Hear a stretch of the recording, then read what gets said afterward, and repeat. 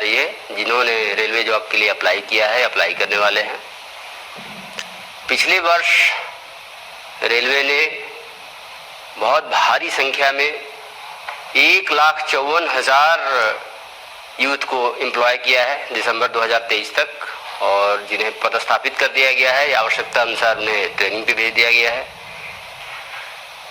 उन सभी का समायोजन कर लिया गया है और आज के डेट में railway man power optimum level पे है। लेकिन ऐसी बात नहीं है कि और आवश्यकता नहीं है। जिस तरह से रेल का रैपिड ग्रोथ हो रहा है, जिस तरह से क्वांटम ग्रोथ हुआ है, जिस तरह से एक्सपेंशन हो रहा है, और चूंकि एक ये स्टाफ सेंट्रिक ऑर्गेनाइजेशन है तो इसमें स्टाफ की ज़रूरत होती है और हर वर्ष उसी पैमाने पे लोग रिटायर भी करते हैं। इसलिए हर वर्ष हर कैटेगरी में, खासतौर से सेफ्टी कैटेगरी में, तो उसमें तो हम वैकेंसी अफोर्ड ही नहीं कर सकते, तो उनको भरना ही होता है। अभी सभी अभ्यर्थियों के हित में ये निर्णय लिया गया है कि अब कैलेंडर बना के हर साल वैकेंसीज को हम नोटिफाई करेंगे। हर वर्ष नियुक्ति की प्रक्रिया जारी रखेंगे बिना गैप के। जैसी जैसी वैकेंसीज होगी, depending on vacancies and requirement of course, तो उसके हिसाब से हम रिक्रूटमेंट करेंगे। ऐसे ही अभी जनवरी के महीने में एएलपी का नोटिफिकेशन हुआ जिसमें 5,696 वैकेंसीज के लिए नोटिफिकेशन निकला है। और जो जनवरी में नोटिफिकेशन हुआ है उसमें हमारा लक्ष्य है कि दिसंबर तक उस पूरे प्रोसेस को कंप्लीट कर लें और दिसंबर में हम एएलपी का 5,696 लोगों का पैनल दे दें। और जैसे ही पैनल वो समाप्त हो, चूँकि ये वैकेंसी एराइज होती जाती है, तो अगले वर्ष के लिए भी हम कैलेंडर जारी कर दें। इतना ही नहीं, जैसा कि स्टूडेंट्स का भी, जो हमारे यूथ है, उनका डिमांड था कि और भी वैकेंसीज कब आ रही हैं, कब आएंगी, तो उसको भी ध्यान में रखते हुए रेल मंत्रालय ने अभी हम लोगों ने इसको नोटिस में भी दे दिया है कि टेक्नीशियन कैटेगरीज में जिसमें 9,000 वैकेंसीज हैं, ऑलमोस्ट अनुमानित वैकेंसीज हैं, उसके लिए भी हम लोगों ने एक टेंटेटिव कैलेंडर दे दिया है कि 9,000 वैकेंसीज को फरवरी के महीने में 2024 में नोटिफाई करेंगे और एक साल में, यानी कि अगले साल फरवरी तक इसको कंप्लीट कर लेंगे। कंप्लीट करने के बाद एक नेक्स्ट साइकिल में हम नोटिफाई करेंगे, ताकि पूरे रिक्रूटमेंट प्रोसेस को टाइम बाउंड मैनर में हम इसको कंप्लीट कर पाएँ, संपन्न कर पाएँ। इसके अलावा रेल मंत्रालय ने एक बहुत बड़ा कदम उठाया है एज रिलैक्सेशन दे करके।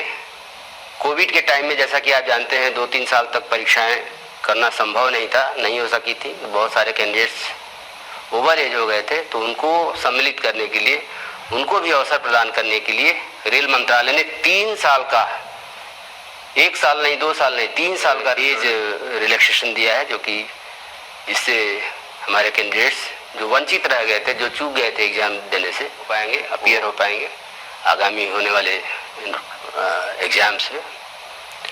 तो एक बड़ा उनके लिए भी अवसर होगा।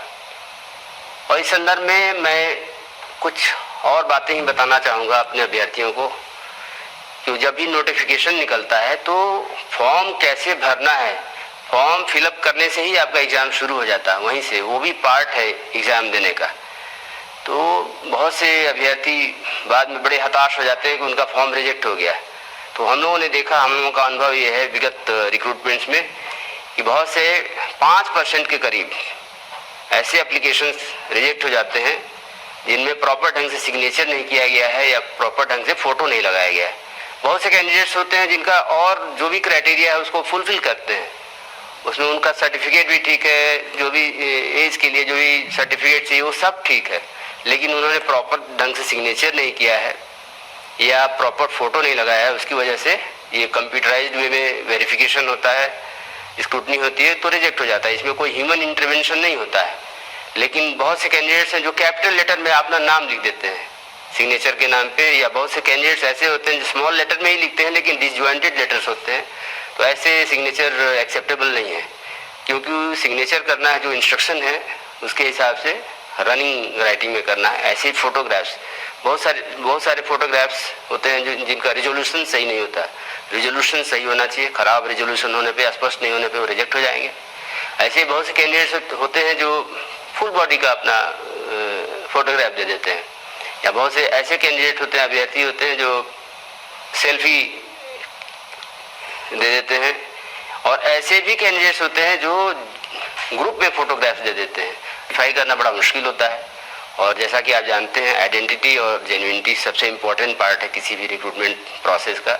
हमारी तरफ से अपील यही है कि फॉर्म भरते वक्त आप बहुत अलर्ट रहें, बहुत ध्यान से भरें, ताकि ये जो सुनहरा अवसर आपको मिला है उससे आप वंचित न रह जाए। और जो भी बातें मैं बता रहा हूँ, इन सब बातों को सभी आरआरबीज ने अपने वेबसाइट पे दे दिया है, उसको आप देख सकते हैं। ऐसे ही एज रिलैक्सेशन भी दे दिया गया है।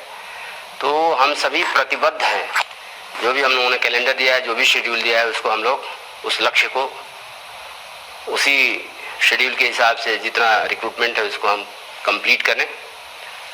और अब आपकी बारी है कि आप जो शेड्यूल दिया गया है उसके हिसाब से तैयारी करें। अब आप जी जान से लग जाएं एग्ज़ाम देने के लिए।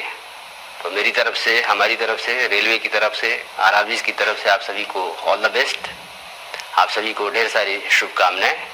धन्यवाद।